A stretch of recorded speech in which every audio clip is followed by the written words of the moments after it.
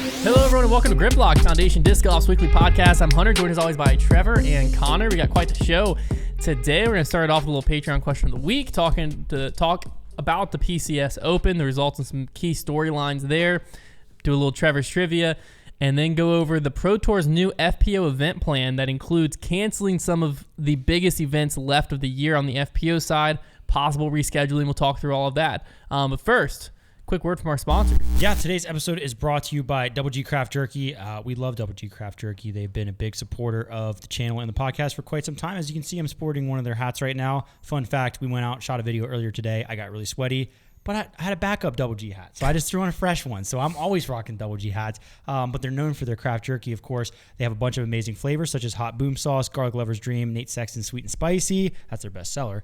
McBeast Barbecue, Teriyaki, which is my personal favorite, and quite a few more. They also now do trail mix and dried fruit. Their trail mix is really, really amazing. We were snacking on this stuff the entire West Coast tour that we did, and that was fantastic to have out there. They also support the Double G Children's Foundation. For every bag sold, that contributes to the promotion of disc golf to the youth. They buy baskets and discs for inner city children and have donated thousands to families in need of money for events. They also offer a 1 ounce bag that you can purchase for player packs, which is really awesome to have as well. And like I said, you can get the hats.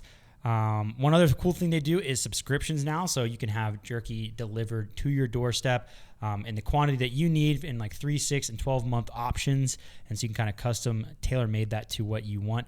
And yeah, you can use 10%. You can get 10% off with code Foundation on the website if you want to check it out. Like I said, they don't just do jerky. They also have the trail mix now and the dried fruits. They've got some other snack options if you've never tried them before, but they're a huge supporter and we love them. So make sure to use code Foundation and get 10% your order, link in the description. All right. If you see me throughout this episode, quick disclaimer, just like physically in pain or doubled over, I just had sheets. For the first time in a long time. I had some snack wraps from there, man. How'd they hit, man? They hit hard. Did they hit different or did they hit the same? Different than I remember, but I think it's because my stomach's not acclimated. I've actually been I've been proud of myself. I've been eating semi-healthy, semi-good. Mainly because if I don't, my runs suck during the week. And so my body's just not used to what I just threw down.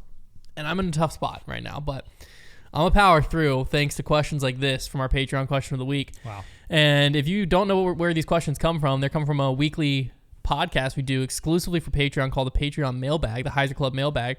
You can actually get a 30-day free trial if you want over at patreon.com/Foundation Disc Golf. And each week we answer a bunch of questions. There's exclusive content. There's even behind-the-scenes vlogs, contests, all sorts of fun stuff, discounts.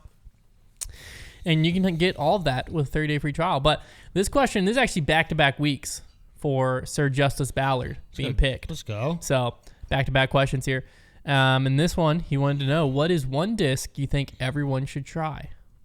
I don't even remember what I answered, honestly. One disc everyone should try. I said the MVP uplink. It's a good one. Because the uplink is it's an incredible understable mid-range. Beginners will love it. I've met a lot of beginners that they're like, I just want a disc that goes straight. And I'm like, here, put this uplink in your hand and throw it. And they always come back and they're like, that disc you gave me is incredible. I love it. And then there's a lot of people who are not beginners who've been playing for a long time, like me, and I still enjoy throwing it. So. Yeah, I think an understable disc is always a great suggestion because you have to throw really, really hard to invalidate even the flippiest of discs, like to where there's like no use for them, because the uplink for me, if I throw it full power, it gets a little bit but you should never throw an uplink full power. Right. I can get use out of it, and most people don't throw fast enough to where they invalidate all the discs. So I would always suggest like flippy discs to people if I was given that prompt. So I would say a good one, honestly, I don't know if everybody should try a diamond, but if you've never experimented with like a disc like the diamond from Latitude 64, which is like the flippiest driver ever. If you've never experimented with that, you should give it a try, because what you'll find is if you don't have a ton of arm speed, you'll find really fun hyzer flip uses for it. And if you do have enough arm speed, you will find that having a disc that you can throw flat and get rollers out of will get your rollers going if you've never really done that. So by the way, Trevor, apparently in the Diamond versus Zone OS video we did, or Diamond versus Tilt video that we did, yeah. Apparently we picked the most stable diamond that there is. were According to giving- the comments, people said that plastic was the most stable diamond. It was baseline plastic. People were also giving it a bad rap because you were trying to throw like 50% hyzer flips with fan grips with it. Of course it looked more stable, but if you gave it any amount of power, yeah, Konner, every disc looks more stable in your hands. No, I'm just saying, like, if you say what you think. Once we Go threw on, it hard, this is safe space. it's still very flippy. But I agree. Well, I'm just saying, diamonds that I've thrown, I can throw 50% power fan grip on hyzer and they flip over. Yeah, I would have Trevor, Connor's huge. Maybe the baseline ones are more stable. I don't know. That's what they were saying in the comments. Was that plastic starting out? That was the being most said stable. in the comments. Yeah, that is a common thing of baseline. A lot of times baseline will start slightly more overstable, but jawbreaker zones, I think, starting out are the most stable zones. But typically, like, that lasts for like 2 throws. Yeah, because it's like you hit a tree or two and then they're gone. Yeah, but with that being said, I think I'm gonna change up my answer. I think I'm gonna go DX or KC Pro Rock. Because I think like a DX Rock has enough glide that you can get use out of it if you're a beginner. But the average player nowadays, I don't think is seeing the beauty of an overstable disc beat in. Yes. That's not a common thing in the game anymore. That's a good point. And so I think a good DX or KC Pro Rock, just throw it for a few rounds and get it where you can hyzer flip it, and you'll learn the beauty of an overstable disc that gets beat in. It's true. And then you'll probably want to start beating in Rock 3s and freaking overstable buzzes and all kinds of stuff. Definitely learned that the hard way with some of my mids and drivers that I have now, that I'm just like, yeah, this does a certain thing because of the fact that it used to be stable. Like when a disc has a composition of an overstable disc but is beat in, it flies a lot different than a disc that just has a lower parting line. It just flies a lot better. It has the memory of a stable disc. Yeah, the finish is different. It won't just dump on you right. Yeah, it's a great thing. Let's get into the PCS Open. We'll talk through the results, but before the PCS Open even started, one of the bigger storylines of the season, in my opinion, happened, which was Paige Pierce during, I believe it was a practice round on the course on a bridge, apparently a slick bridge. I did not see the bridge. I saw the bridge. It's like an arch. One of those arching bridges. They added turf to it after the incident. Yeah. She slipped and broke what on coverage is being called her ankle. From what we know, it's a little bit higher. From what I understood, it was more of her shin bone. The fibula. But her lower leg, she broke a bone in there. Which is a very big difference. Like, broken ankle, correct me if I'm wrong, but breaking your leg is a much more severe thing than breaking your ankle, I would think. Fibula is the fibula. That's the right. Like, that's a much bigger bone that you have now got to heal. And I think... So, fibula fracture could take 3 to 6 months. And they were saying... They were saying her ankle was going to take 6 weeks. So that's like a little over a month. Recovery time, 6 weeks. Yeah. Ankle. So drastic difference. Yeah, very big difference in the recovery time because from the two different things I was told. What we had heard from Yuli, like when they were saying on Tour Life, was fractured leg surgery probably required. Like, that's what we were hearing. Let's see if she said in her post. But it looked like she was casting all the way up her leg. In a few months I'll be back stronger with metal plates and screws. Maybe that'll make me indestructible. It could be ankle or leg. It's a pretty either way. Like, I mean, we're in... no way. That's just a broken ankle. We're in July. Surely. A few months. It's August, September, October. She's out for the rest of the season.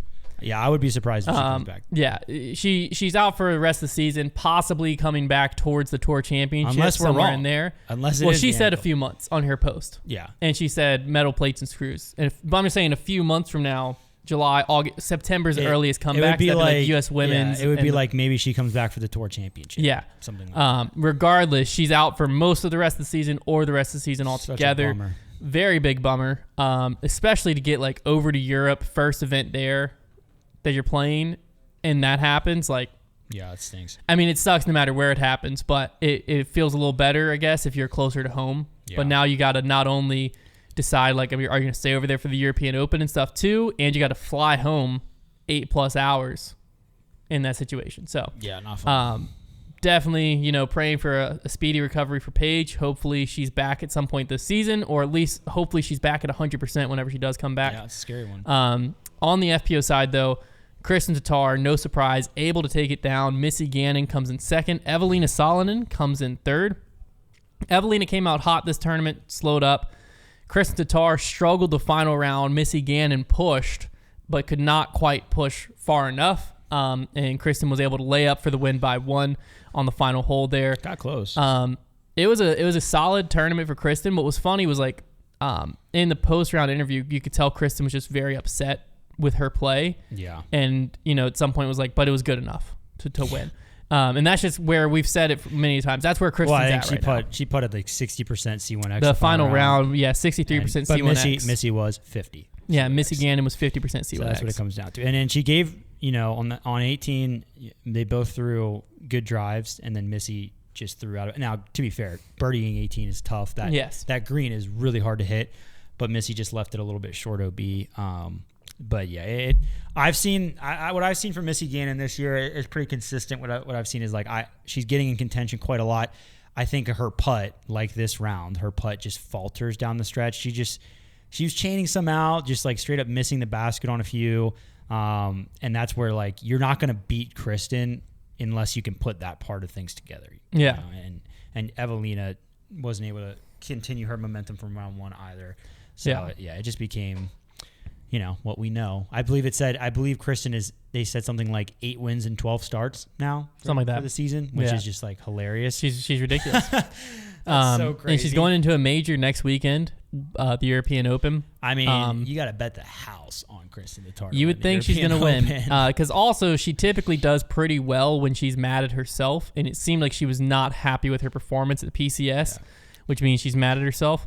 And realistically, on that course, I think her best competition now that Paige is out of the field is probably Evelina or possibly Henna. Henna struggled quite a bit this tournament, 6 over for the tournament, so she lost to Kristen by 12. Evelina, 3 under, 3 strokes back. She still was kind of a little bit shaky on the putting green. It was honestly better than I think it used to be. She had moments of greatness, but you still can't rely on it down the stretch. Yeah. So I think if you get her in a pressure situation, I wouldn't count it. She threw a 6 shot on 18 the final day. She was furthest back. That destroyer and threw flex. A flex destroyer and hit the back. The way they did that OB, they almost completely surrounded the 18th green and had just a little narrow isthmus, if you will, to get through Great there. word. Yeah. And she hit the back wall, which a lot of players are doing, but didn't bounce far enough to get back to the OB. But that was that shot would have been so sick. Kristen on 18 literally she throws her drive, and then she was going after Missy, who had already thrown out of bounds. So she lays up to the corner perfectly. And then all she has to do is basically lay up. And she throws a forehand, runs the basket, and is a foot from OB long. Yeah. She was able to still lay up after it, but almost chucked it out. I think she was trying to throw into the tractor and threw too high. I think it was just okay, do not leave this short. Don't make a silly mistake here. Or maybe it just was a little bit hard to perceive the depth with the basket being higher. Well, I think I from the steam on that disc, it was moving. It seemed to me like she was trying to just hit the tractor because she knew she was safe if she hit the tractor. I mean, that's aggressive though. But you don't have to do that. Well, running the basket was, it looked like it was in half the flight. Yeah, I was like, oh, okay. And then once you realize that, it's an elevated basket. Yeah. The OB's tighter on there than you think. It was very close. But that she stayed close. Because then she would have had a big putt to win, a 35-footer to win, instead of being able to lay up. Yeah, it was pretty nuts. But yeah, Katrina Allen didn't have a great weekend out there. Ended up 4 over. So a lot of Kristen's main competition over at the European Open course seemed to struggle out here, except for Evelina. So really, same story as all year. If Kristen comes into the European Open and plays solid, she wins. Yeah. So most likely we're going to see a Kristen Tatar European Open win, but who knows? This was a great tournament. The course was gorgeous. Seemed to be pretty well attended too out there. So yeah, well, I think Perkins was in the field, right? Uh-huh. And I think he said I was watching day 2 or 3. No, it was definitely day 2. It was 1 or 2, and he said that there was 750 people. I think it was day 2 because I was like, wow, not even championship day. Oh, and there was 750 people following that Paul Eagle card. That was pretty crazy. Just on that card at that point. And that was on Friday. Yeah. So because this tournament was weird. It did a Thursday, Friday, Saturday. I'm imagining it's because there's a major this upcoming week, and so they're trying to give you enough time to travel so you can practice more. That's what I assumed. But it was a little weird doing Thursday, Friday, Saturday because I woke up Sunday, Rory McIlroy won, and it was 8:30 a.m. on the golf side. And I was like, I got no golf or disc golf to watch today. It was a weird one. It was a weird one because obviously golf was in Scotland, I think. Mm-hmm. And so both of them were just playing super early in the morning, and it was just rest of the day was free. Crazy finish. I didn't like it. On the MPO side, though, things kind of felt right. We had Paul McBeth go McBeast mode in the final round, shooting, I believe, the course record 13 under par. James Proctor coming in at second, 5 strokes off of Paul's pace, and then Calvin Heimberg doing what Calvin Heimberg does, finishing in third place, 1 stroke back of James Proctor. I believe Calvin and James were tied for the lead going to the final round, and Paul was a few back of them, and just flipped the script. Paul went seven under through 8, and then Proctor came out swinging, and Paul just pressed him. He just did not give him any chance to let up. In the second he took those back-to-back bogeys, it was like he lost mentally. Well, the big switch was hole 12. Proctor bogeyed, Paul birdied. I think that was what gave Paul the lead, or maybe more of the lead, extended the lead. But that was when you felt, I felt like it was basically over at that point. It was looking like Paul's not going to mess up, and Proctor just isn't going to be able to get a stroke on this guy.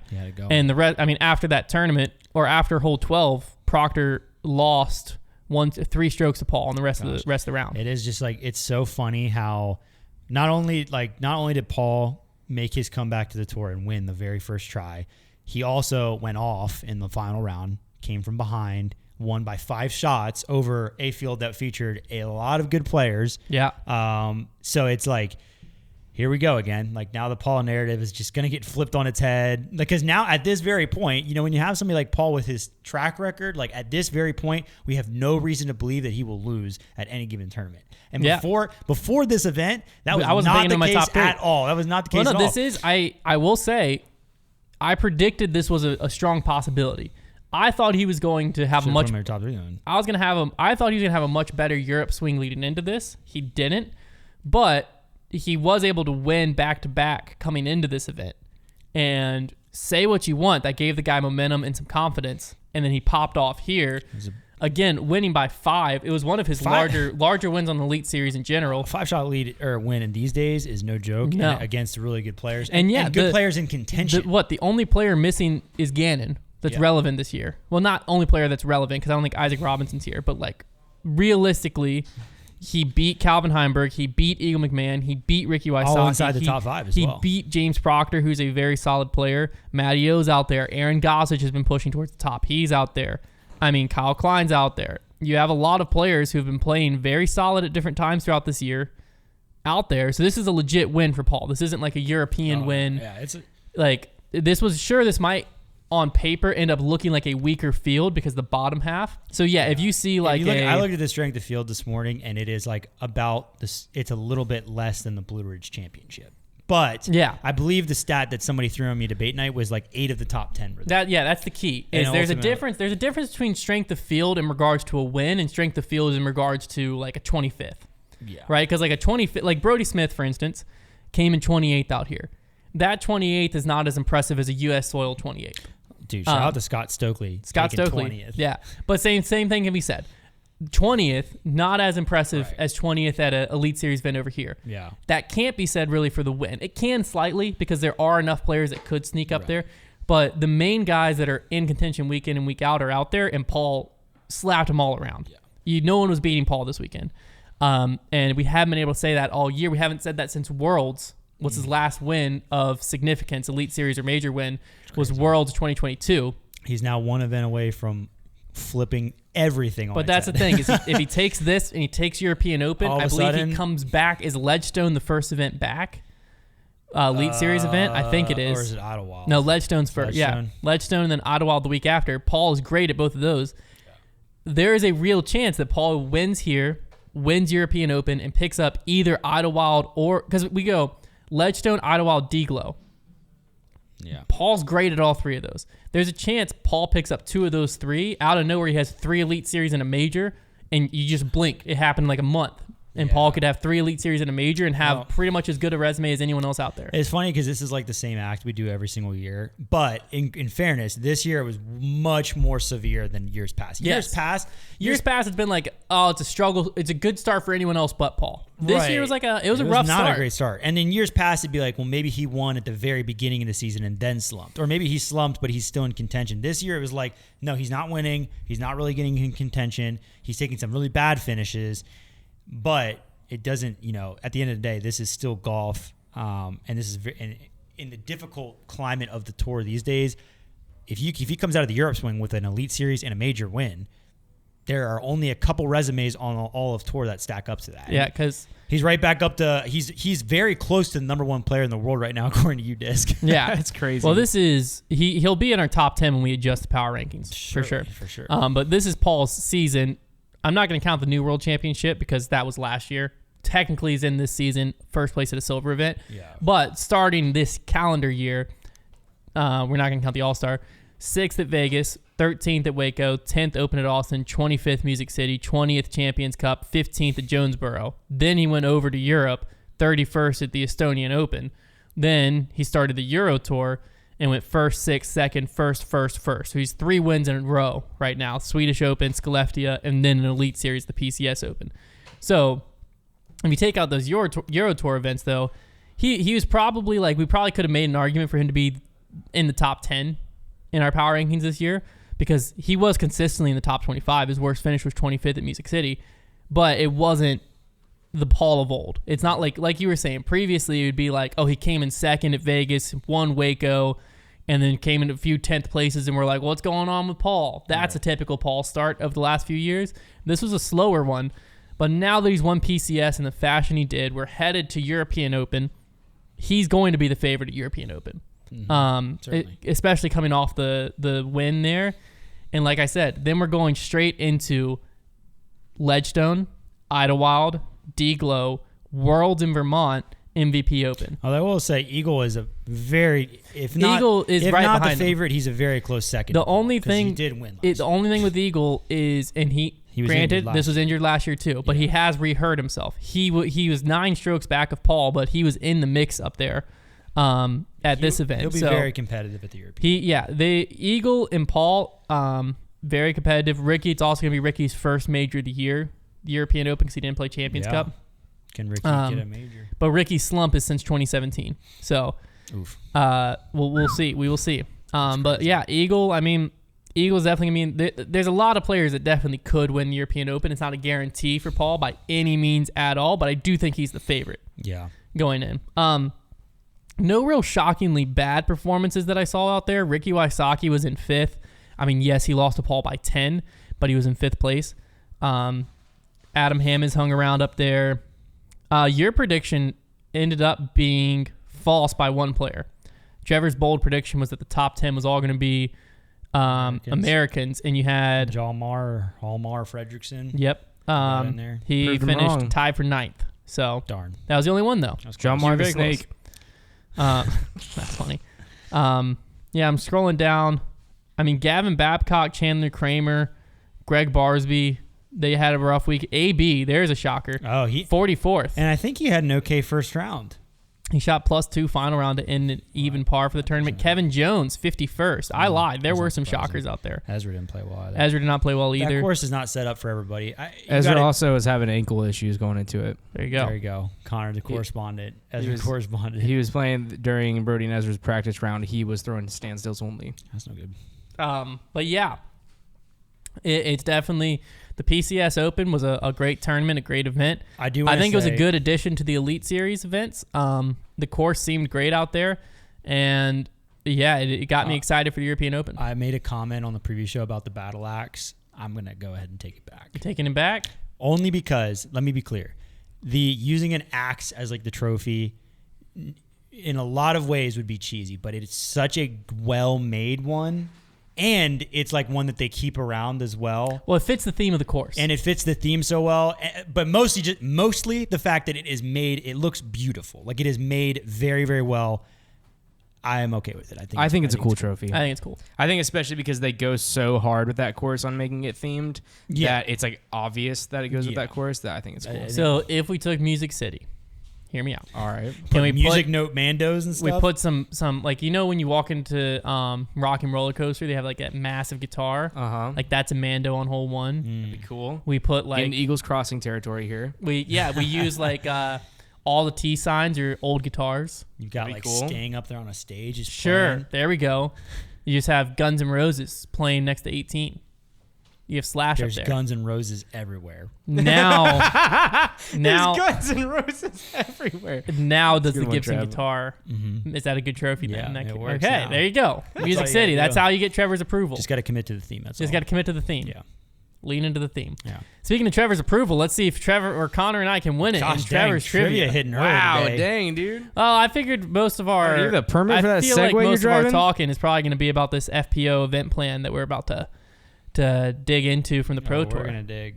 So Okay, we're gonna do one. I think we've done something like this before, but I was curious to give it another spin. Pretty simple game for a pretty simple guy. You know, we're gonna basically you're go. not simple. Oh, thanks, man. We're basically going to give you guys. Are gonna be working on a team. Yes. You're gonna be going through the alphabet. What's your team name? Okay, Alphabet. You got to do a team name first. Alphabet Assassins. Okay, the alphabet of All right. assassins. You're gonna be going through the alphabet, and you have to name a player, FPO or MPO, and it has to be somebody. We'll just make the stipulation that they have to have made like a professional disc golf appearance. Like Okay. they've got to be relevant in professional. And their disc name golf. has to start with that Start letter. with that letter, and And you're so gonna, we can I'm work gonna- together for both Yes, of them? I'm going to Okay. time you, and you're going to see how fast you can get through. And then Okay. if you want to compete against Hunter and Konner, pause now, time yourself, and then you can compare your time after. And we have to get through A through Z. A through Z. I already don't know what I'm gonna do for Z, but we'll figure it out. I will All right. allow you to potentially. I'm Just potentially first name. Their first name has to start. I don't know anyone with the last name that starts in Z. I'm just trying to clarify. I'm trying to think if X might be impossible. In which case, I will give you a pass on X. I'm gonna I go feel ahead. like it's got to be Xander out there There somewhere. might be, but I can't think of one. Okay. So I will give you a pass on X just because my knowledge doesn't even go that far. But everything else you got to get. Okay. All right, on your mark, get set, go. Anthony Barella. I was gonna go Avery Jenkins, but we're fine there. Bradley Williams for B. Chris Dickerson. Perfect. We're on D. E. We're on D. We're on D. Wow. Wow. This is harder than I thought. Wow. What's a D? There's got to be. Dylan Cease. Dylan Cease is not a pro. Dylan Lotak has made an appearance on the Pro Tour before. I follow him on Instagram. Okay. Did that count? Ethan. I've played with them. What's the guy's name? There's other A, B, C, ones, D, but- E. What's the kid's Evan what? Scott. Evan Scott. Smith. That's it. Both of them on the Pro Tour. A, B, C, D, E, F. Frank Sinatra. F. Nope, Nope. it's PH. It's PH. F. There's got to be. I mean, F. I want to say Phil. F. Gotta, Frank. Fart. What's a name that starts with F? Wait. Think about FPO. Does that help? Oh. FPO. Does that count? Fair. Ferris. Fire. Filibuster.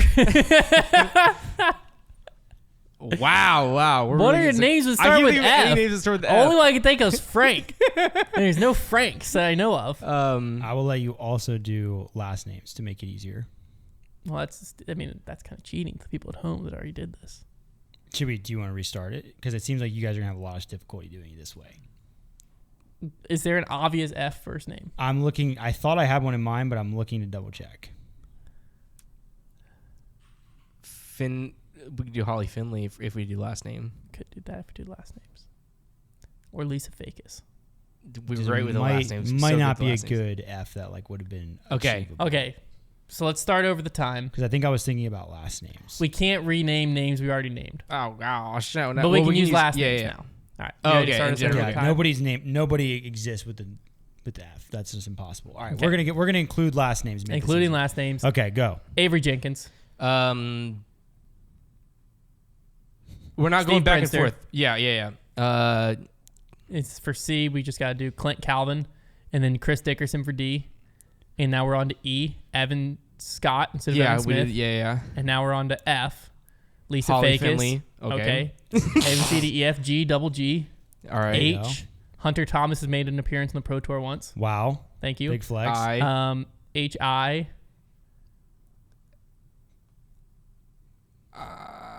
E. Isaac Robinson. I don't want to use that one. Trevor gave it to us. Okay, Isaac Newton. No, there's another Isaac. Isaac McDonald. There we go. He Old was McDonald. on Guys. Am Worlds, and he definitely played a few Pro Don the Tours. Snake. I don't know if that's true, but J. H-I-J. John. We already used Avery Jenkins. Valerie Jenkins. H-I-J-K. Juliana Corver. All right. L. Simon Leroy! Lazai. Simon Lazai. Simon there you Lazat. go. J-J-K-L-M. McBeth. Paul McBeth. Paul There you McBeth. go. And N. Nick. There's not really a lot of Nicks. Nick. No. Little Paul. Little Paul. Nick. Carl. Come on now. He Thank said you. Little Paul, thinking Anthony Barella. Yeah. LMNO is for the way you. O'Reilly. Owenscoggins. O'Reilly. Oh, okay. Owenscoggins. Okay. OLP. Paul McBeth. We already did that. Paul Omen. Yep. It's funny how much your brains you guys are Q. jammed because I'm like finding them really. Q. Quincy Adams.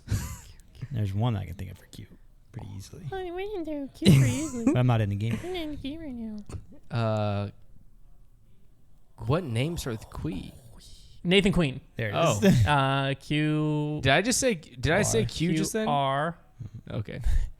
What did I just R. say? I don't know what you said. What did I just say? R. Ezra Robinson.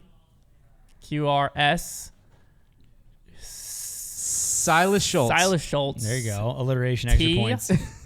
T. Tristan Tanner. Yeah, you got alliteration extra points. U. Ulibarri. Paul There you Ulibarri. go. V.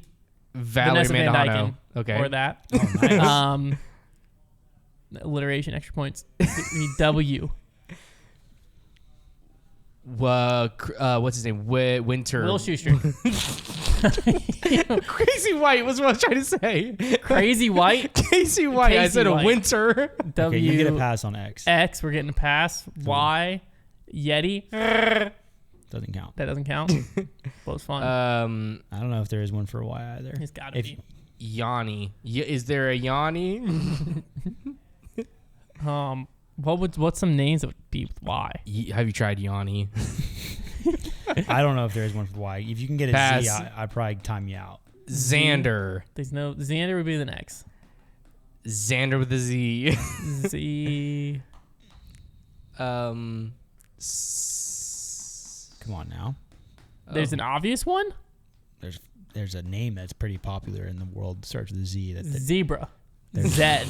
Zach. Think about the last. Zach. Zach Melton. Galifianakis. Zach Melton. There you go. Why couldn't we think of the words? That's, In my head, crazy. Z was only like Dude, foreign the names. only thing that works is like Xander, xylophone. Those are even X's. Well, you guys just witnesses what happens when I play categories where, like, if I'm getting narrowed in on, like, okay, I'm thinking of R and I'll start saying, like, row or raw. I cannot get off of it because, like, I would name one of those and I'd be like, guys, like, come on, like, you on Isaac Robinson. Yeah. You literally said I, and, like, you're just thinking I was on a thinking different Ian. lane. Yeah. I was like Ian. But it took you. Ian. I couldn't get Igloo off my mind. That's what I'm saying. It's difficult. All right. Well, it took you 3 minutes and 31 seconds to Y'all can beat that. to get everything but X and Y because I'm not sure if there's a good. Well, the option problem for is that. now whenever they compete, they have all the names that we just said. First name, No, last they're name. supposed to Oh, pause. they They did got to before. pause, but then Okay, also gotcha, we gotcha, restarted gotcha, it. gotcha. So if Well, anybody, now we have all the names names that they said, though. Now it's. I'm just kidding. If you're still listening to the podcast, thanks. Now we're gonna get into the juicy stuff. So the Pro Tour, I'm gonna throw up. That's the sheets coming back. The Pro Tour announced, put out this immediate release on July 14th. It was during competition. July 14th was what, Friday? It was like mid-tournament. Yeah, Friday. This hit our Twitter timeline. The Pro Tour just schedules and media plans to protect competitive fairness in FPO division is what the announcement is titled. And then the first subheader is the FPO division is now being relocated for several events. So, I'm gonna try to find like the best. I'll just start reading the this statement about like why they. Well, I'm gonna just read Yeah. kind of what's going on first. I think these first two paragraphs summarize that, and then I'll read a few quotes from Jeff Spring. Yeah. So the Disc Golf Pro Tour has adjusted its competition schedule and media plan for the remainder of the 2023 season. These adjustments have been made in order to protect competitive fairness in the FPO division and to limit financial burden in locations where the PDGA policy on eligibility for gender-based divisions may become the subject of last-minute litigation harmful to the tour.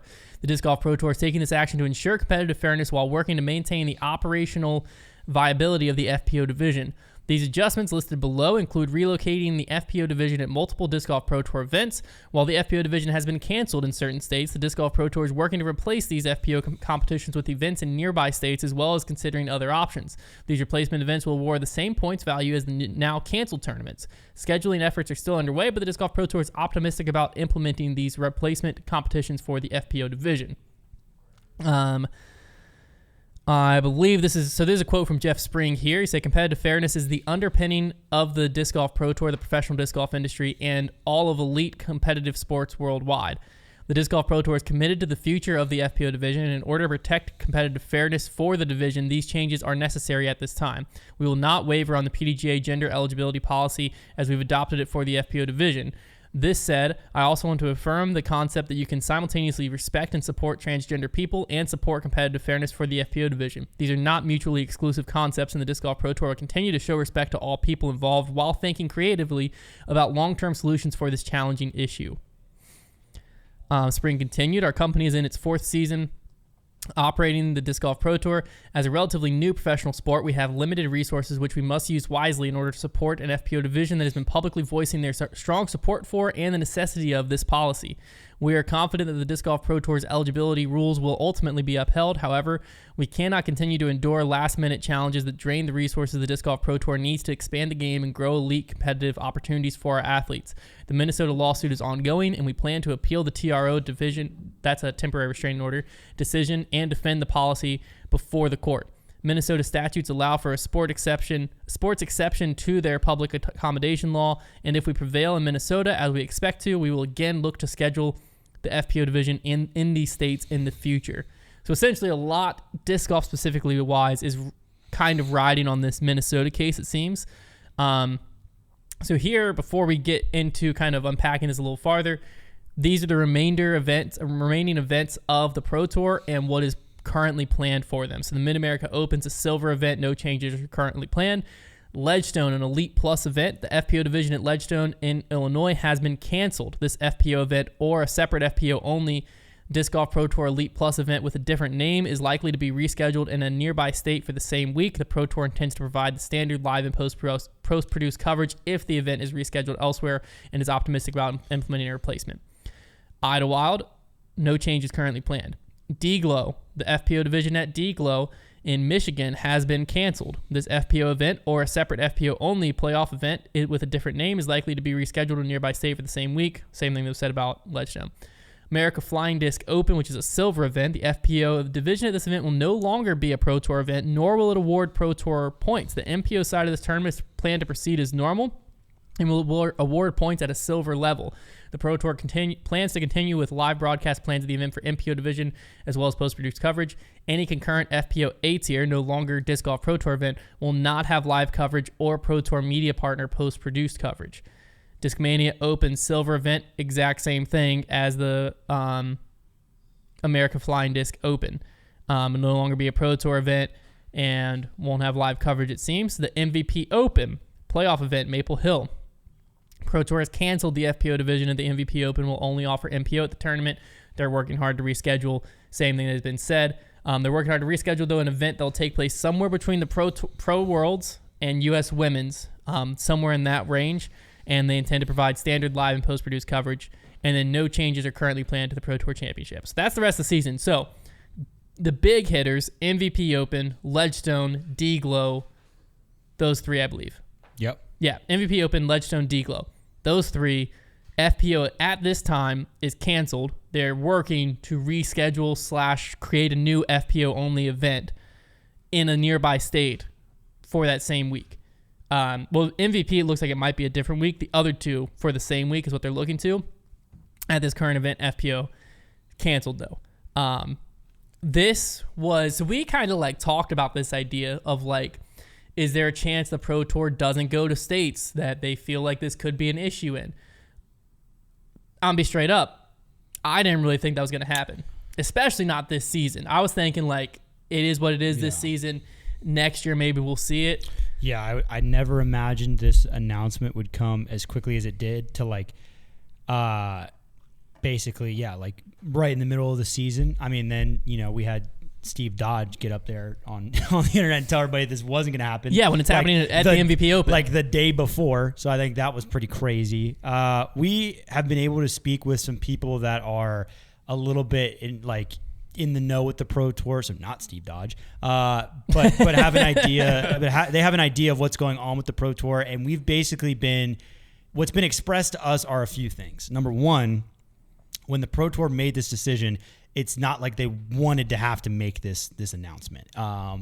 There are a lot more things at play than just Jeff Spring, for example, typing this up and dropping it as the director of the Pro Tour. There are stakeholders. There's people with a lot of money invested in this tour. There are partners that they work with. When you're dealing with something as complex as this, there are so many people that you are trying to keep happy. So I know for that was not exactly something that they wanted to have to do.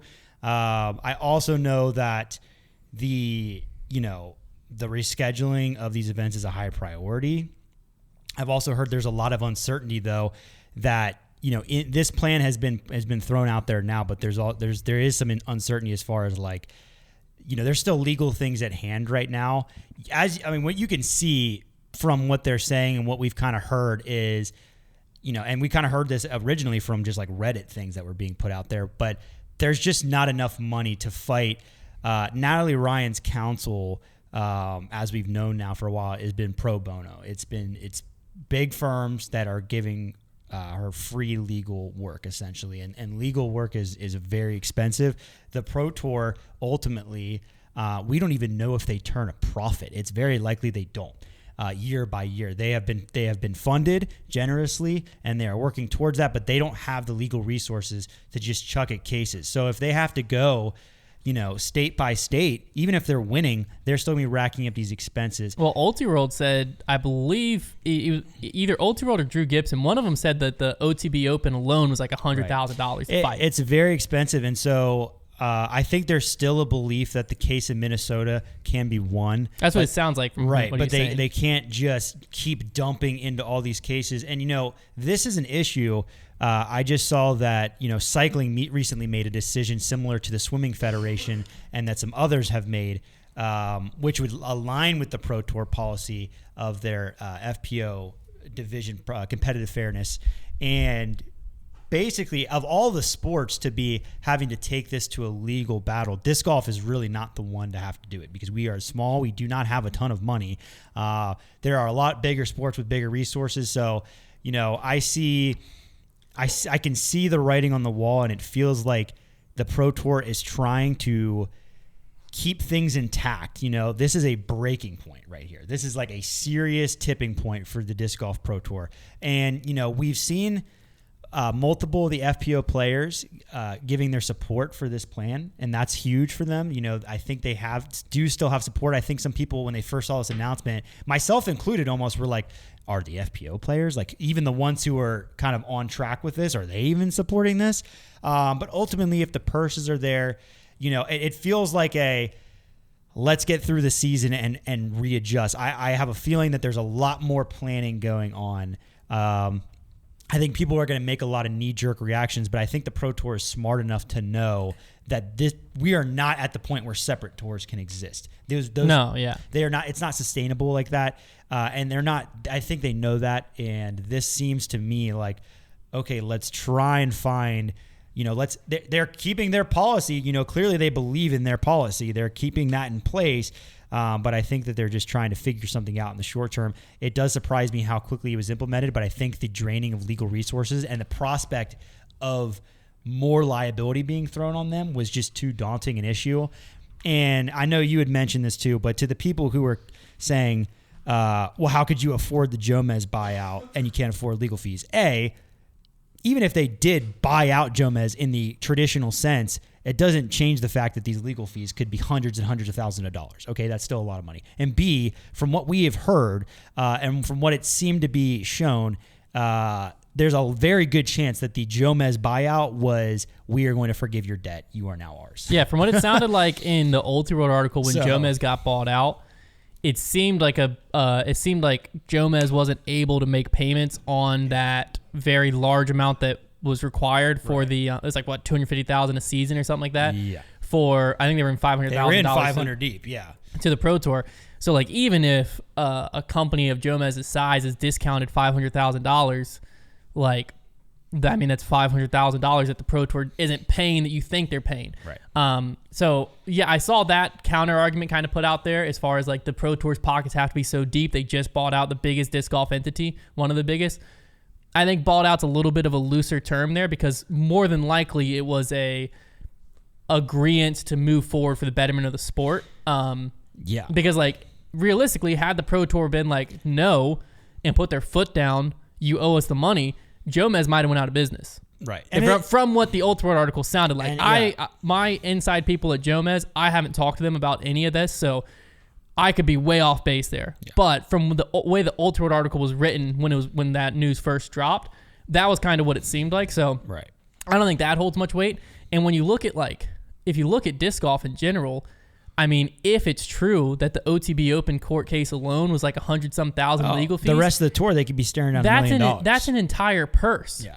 Of a Pro Tour event. Yeah. An entire purse, not the added cash to a purse. That's the entire purse. Yeah. Like that's ludicrous amount of money for a sport, for the Pro Tour of a sport of this side. And, when this first came out, it felt kind of, it still does. I think the Pro Tour was a little bit in a lose-lose situation here. Yeah. Right? Because if I am local to Ledgestone, DGLO, or MVP, and I am either A, local FPO player, or B, I'm a local fan, of course I'm pissed by this. Right. Because what this means is, as a local FPO player or a local fan, I'm not going to get to see the FPO division, or I'm not going to get to play in it. Because obviously, it's not like they're going to be able to move somewhere else in Illinois. You're going to move out of the state. Yeah. So where that might only be a few hours, that's still a few hours. Right. If you're a touring FPO player, you're one of the ones that signed that Stockton declaration, you stood up, it probably does feel pretty good, though, at least to know you have a tour that is willing to go to this length to protect what they see as right, which how they see it, this is protecting the fairness in FPO. Yeah. And the Pro Tour is willing to go to the lengths of rescheduling and moving tour events to protect the fairness in FPO, that's how they see it. If you're a touring FPO player, yeah, it might be somewhat inconvenient if you're Konner Montgomery and Colton Montgomery, right, and you've got one event going on in one state and the other event going on in the other state. That's obviously not convenient because your RV can't be in both. Yeah. But a touring pro who's out there will find a way to make it happen because it is only 3 events this season, it seems. And I think those events, at least. Again, I don't think this was a perfect scenario. I don't think this was a perfect solution. I think there is one. But I don't know if there is one. Yeah. My gut immediately is like, well, that can't have been the best decision. But if you sit down and think through it, what are the other there's not a lot of other decisions. And so many people unless the other decision is don't stick to your policy at all. That's the other decision. Yeah. And I know there's a lot of you listening who are like, yes, that's the right decision. Obviously, the Pro Tour disagrees. So if you disagree and you're like, no, we're sticking to our policy, this is the only decision that you really come to. This whole thing comes down to precedent, and it is very serious precedent for the future of the sport, and therefore drastic measures, the Pro Tour has to take drastic measures that if they have a policy and a precedent they want to set, then they have to lay that down now. They cannot go back on that. And, from what I've heard too from my sources is, they're not oblivious. Like, they understand how the tour travels. They understand there's 20 some odd couples out there on tour. A lot of people, I think some people will sometimes get the sense when a decision like this is made, and I don't blame the knee-jerk reactions because I was staring at my computer in disbelief. But I think they get the sense that the Disc Golf Pro Tour is disconnected and is sitting up in an office somewhere, just typing things out and sending them out into the world, when it's that's not true. They are obviously the most aware of what's going on tour of anybody. They are there at every event. They know the players. It's still a very small tour. So they understand. They're not oblivious to the idea that, like I said, I don't think that I know that not everybody at the Pro Tour wanted this to be what it came to. They quite obviously knew the repercussions, especially from fan perception. But it's obviously not a permanent plan. Best case scenario, they're able to get these events rescheduled this year. We can still watch live coverage. They can still make the money that's owed to them from the purse. And then they can readjust this offseason, or even sooner than that, perhaps, to a better plan that works. But I also know that the Pro Tour is very dedicated to the idea of catering to those states and courses and events that have history. So that's where this gets, that's where this is also difficult. It's not as simple for them as we're just not going to Maple Hill. That's a tough thing. They want to go to Maple Hill. Is OTB, as fun of a tournament as it is, the OTB Open, if the Pro Tour was we're not going to California next year, and that was the only tournament that's cut, that's not the end of the world. Yeah. Fans would be upset, but it's a whole different scale if you're looking at this list, you're like, we're not going to preserve DGLO, Ledgestone, or Maple Hill. Yeah. And realistically, that's half the tour that we recognize. Probably GMC too, because obviously Worlds isn't a part of the Pro Tour. But like you're looking at it, and you're like, those are the most iconic events on tour. Yeah. Like we'd basically just lose a lot of the Pro Tour's identity if that was the decision. If it was like, we're not going to these states at all.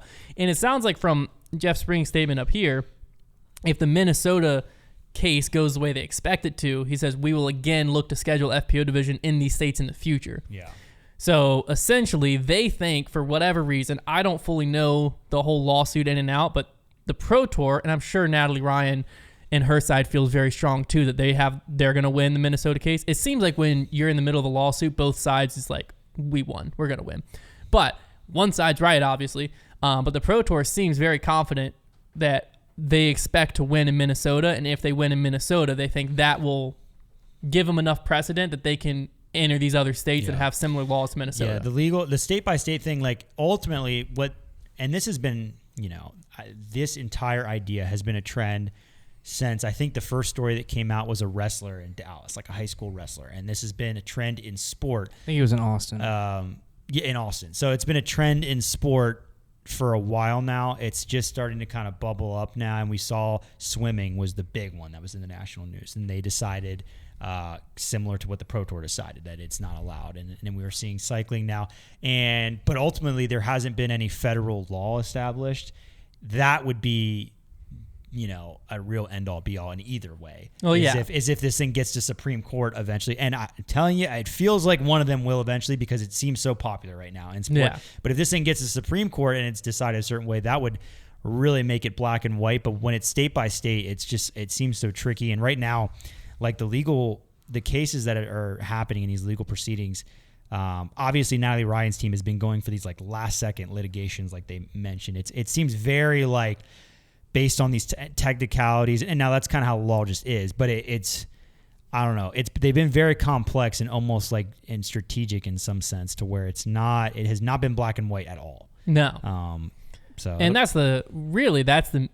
when rubber meets the road, that's what this is. It's like it's a very like no matter which side you're on, it's not a clear black and white line, because if that were the case, then you wouldn't have to worry about all of this. Right. And so I think like it's a very interesting situation, a very tough position for disc golf to be almost leading the forefront in, because like Trevor was kind of saying, some of these other sports like cycling, swimming, track and field, powerlifting we've seen. A lot of these sports have a lot more money than disc golf. Yeah. So what also could be a scenario is like, maybe the Pro Tour is watching some of these things develop and are like, hey, if we sit back for a year, one of these sports is going to spend the money and set the precedent so that we don't have to. Yeah. That could also be a line of thought. I think whatever solution that we get is probably going to be one that it gives a feel of, well, they're kind of waiting things out. Like there's probably going to have to be some kind of compromise that buys them time in that sense.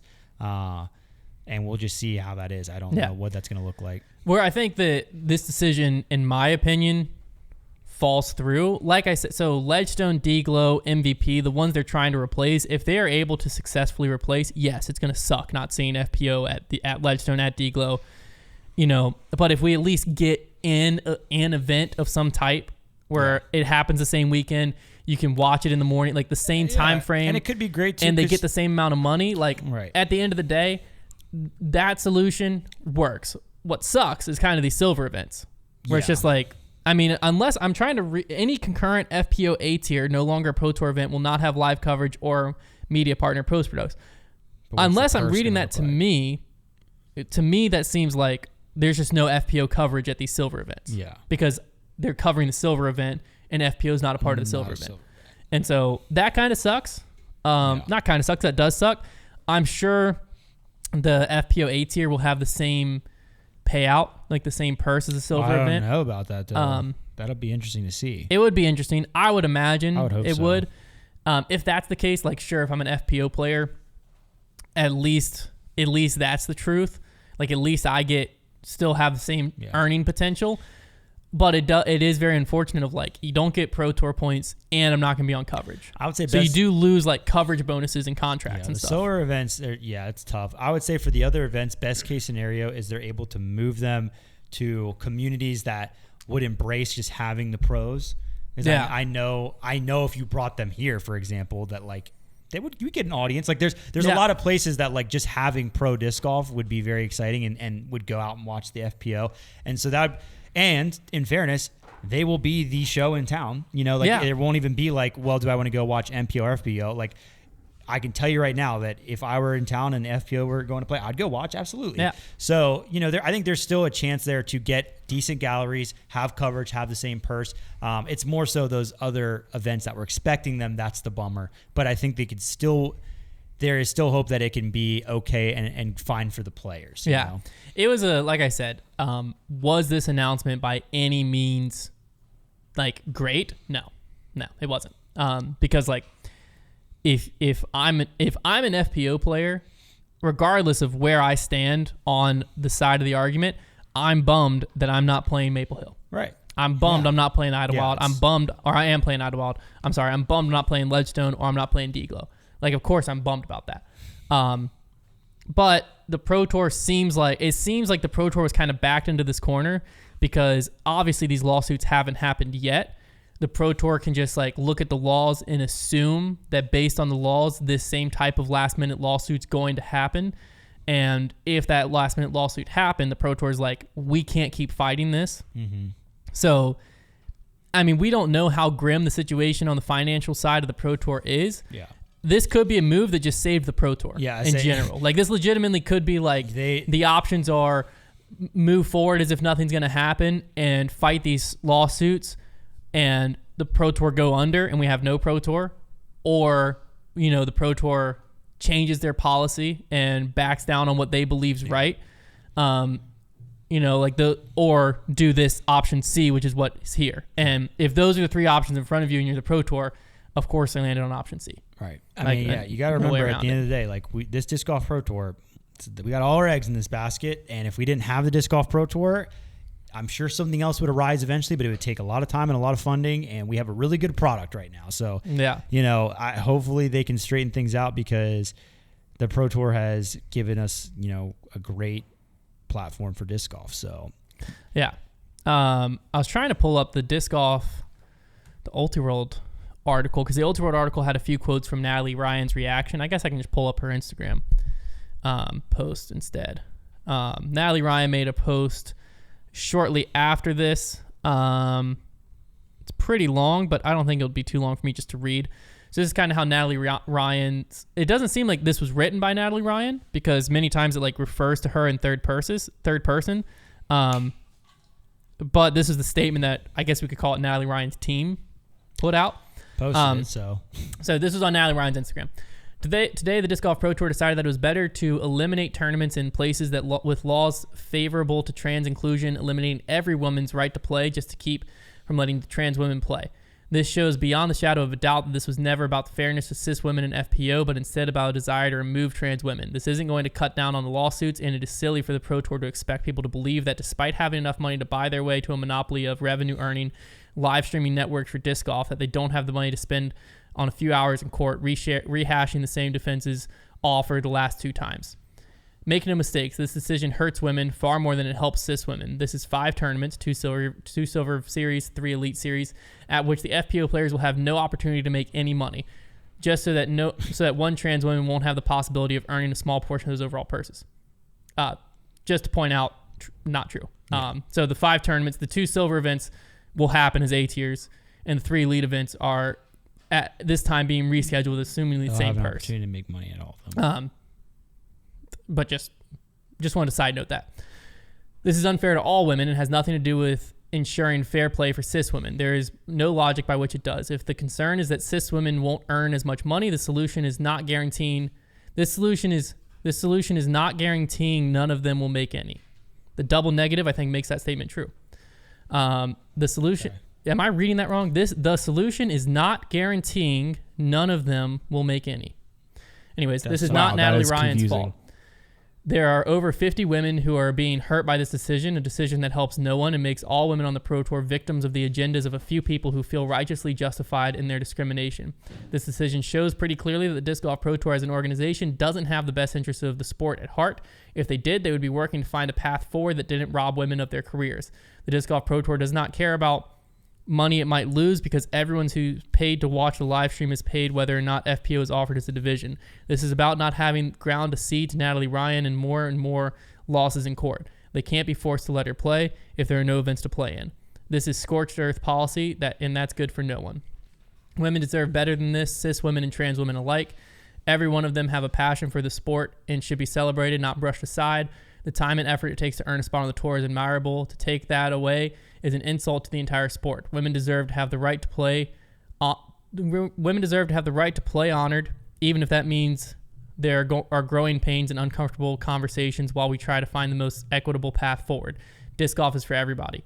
All women deserve to be able to play and compete and love the game. So that was the Natalie Ryan statement. I definitely think that was written. It seemed like that was written by team. Because, I feel like, obviously, both of these statements, the Pro Tour statement, Natalie Ryan's statement, could probably be used as evidence in court against the other. And I think that both of them are trying to, overplay to a certain extent, if that makes sense. Because, for instance, a lot of Natalie Ryan's statements in that were over-exaggerated in the sense of, no earning potential. I forget some of the other ones. And the Pro Tour, I'm sure you can look at this and say the same thing. The Pro Tour is overstating some of the things to help get their point across. It's just I don't know. For me, it's a little bit of a tough play to act like you're speaking on behalf of the FPO field that has already cited their support of this policy. That is so. The majority of the FPO field, swing for me. The majority of the FPO field has the one thing I will say Natalie Ryan has done poorly, in my opinion, is several times. And she has several times spoken in support of and in promoting the FPO field, in support of her competitors and stuff like that. But when rubber's met the road and there's been friction, she has several times just straight up been like, well, then they should get better. Or they just must not practice enough. Or I'm not even that good. I'm just good enough to win. Those type of statements. So it's hard when you know someone said all of that for them to then play the card of very much for the FPO, for all women. I think I'm not saying that she's not. I'm just saying it's tough to have both. Given the extreme nature of the schedule changes and the announcement, I don't think it was difficult to conjure up a post like that. Yeah, because it was basically a softball was lobbed to you. But I still think a lot of things were said that were not true. Yeah, I think a tone that that is kind of displayed through that which, just to be clear, I think that things could be handled better on all sides. Absolutely. And I 100% sympathize with Natalie Ryan, but that post in general kind of gives me this idea of them continuing to push this idea of the Pro Tour being transphobic or having something against transgender people, because it says specifically in there they're not it's obvious that they're not trying to create an equal playing field, but instead just trying to get rid of trans people in disc golf. Scorched earth policy, and it's well, no, it's just a policy that's being upheld. And and that's why I think that's why of what's happening. That's why I think it's dangerous. I think that on both sides we should just try to keep from assuming that this is why someone's doing something. I mean, if the Pro Tour claims that they're doing it to try to keep it fair for female disc golf, then it seems like it's an assumption to be because they're doing this, it means they do not they do not like transgender people. It's if you have a boat race that's a sailboat race, you're not gonna, if you don't allow a speedboat to compete in a sailboat race, it doesn't mean you hate speedboats. Right. That's a very broken analogy. Very broken. I mean, the Pro Tour is, they're fighting for competitive fairness. That is what that's what the analogy was saying. I have not seen anything. If science proves competitive fairness, it's not that they have something From against what I have transgenders. seen It's just and they're heard from trying their to support court dealings. competitive fairness. When I've seen and heard from their court dealings, what's being presented in the courts, it has completely to do with what is competitively fair. It's, I don't know. It's a weird line. It's a very weird line because, like, you know, it's hard. It's hard to have a policy that at the end of the day cuts someone out of competing in the division they feel they should be in, they belong in, that it is fair, and for that person to not feel like, you know, you can't support me in one area and then not support me here. Yeah. Which in most cases, that's true. That is most of the time a true statement where you can't, like, but in this case, Sports are the exception. Sports are just a very tough thing because it's like, you know, you might not be able to have your cake and eat it too. And we've talked about this multiple times where I feel for Natalie Ryan is like, up to this point, from the science that has been presented by the PDGA and the Pro Tour, that's the only science I personally have seen and other studies that I've personally tried to look into because I've been trying to figure out where the heck do I stand on it. That science that is being presented shows an advantage. I'm sure there are some sciences that don't show an advantage. But when you have science that shows an advantage, then, you know, just like with drug testing and other sports and stuff like that, once there is an advantage and you know the advantage, you can't let the advantage in because then it's not fair to the other players that don't have that advantage. But at the same time, you can use that same science to find out doesn't take a rocket scientist to figure out that Natalie Ryan would be at a disadvantage in MPO. Because it's the same thing that where sure the different hormones and medicine and all of that might not erase the advantage all the way. It still erases some of the advantage where, like, Natalie Ryan, she can't just go compete in MPO and compete with all the men out there because, like, she would definitely be at a disadvantage there. But the science is also showing she's at an advantage in FPO. So that's what's so hard about the situation is, like, what do you do with that? And I think that's where it comes down to is, yeah, I've seen plenty of people being like, she belongs in MPO. She should just play MPO. It's like, well, it's not that simple. Yeah. But it's also not that simple as she should just play FPO. Yeah. And that's where it's so tough is, like, I don't know the right answer of where Natalie Ryan fits into it right now. But the Pro Tour is very confident that that is not the FPO division in its current state. And they're standing up for their policy that they've enacted and for what they seem is most fair. It's and a crappy situation. You gotta respect both sides for standing up for what they believe in. I hate it for both sides. That's what I'm saying. Honestly, it's just a terrible situation and for everybody. I hate it for disc golf. Yeah, because what it has done is really hurting disc golf. What it's done is I can't go onto disc golf social media and just scroll without seeing disc golfers absolutely hating on each other, because this is such a polarizing topic. And like Jeff Spring was trying to say in the announcement, where, like you said, Konner, supporting what you see as competitive fairness for FPO is not the same as being transphobic, and it's not. They might feel the same at times. And there are definitely some disc golfers that is the same thing. So don't get my words crossed there. There are some disc golfers that have been just absolutely horrible, and those idiots on both sides, they're just hateful both ways. They don't belong. But at the end of the day, what should be able to happen is remove competitiveness out, remove divisions, remove everything out. Everyone should be able to just go out and have a freaking good time throwing a frisbee in the park. Everyone should be able to just go out, play disc golf, and have fun. And what sucks is, as you get into professional disc golf right now, as you're tuning in, this is what you're hearing about over and over and over, and it makes the sport less fun. Yeah. At the end of the day, it does. I don't want to get on here and talk about it every week.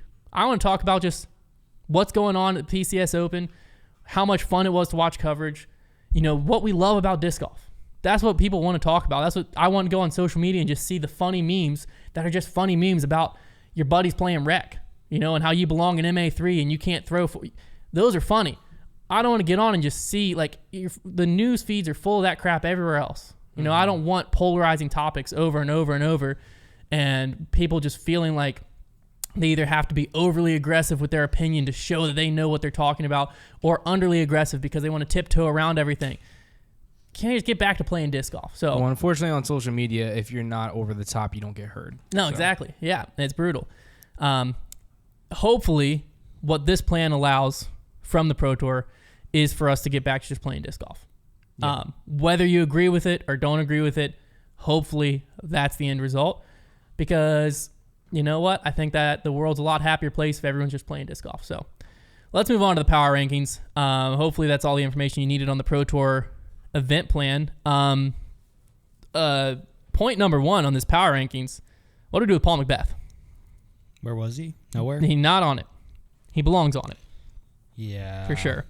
Tough one, huh? Because like you don't know what to do credit-wise for the Euro Tour events leading up to this. But the dude has 3 wins in a row right now, if you include those. And he just won the PCS Open against a very tough field. I would say my gut is somewhere in that 5 or 6 range. Yeah, I would say you jump him back into the middle for sure. So we go 5 above Eagle, or right below Eagle above AB. I think you can. Because what's tough is we're not going to have Isaac Robinson or Gannon Burr over these next few weeks. Yeah, that is going to be tough. It's going to be tough for them. You got to play, man. If you want to maintain in our power rankings. So I think we go Paul 5, Eagle 6 right now. Okay. We good with that? Yeah. And that knocks Alden Harris out.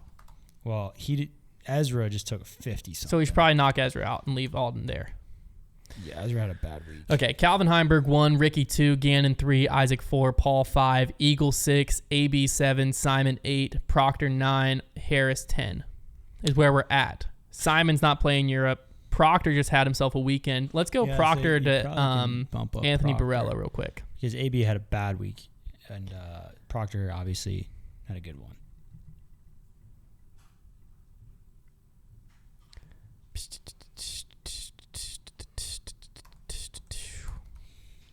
Barella versus Proc.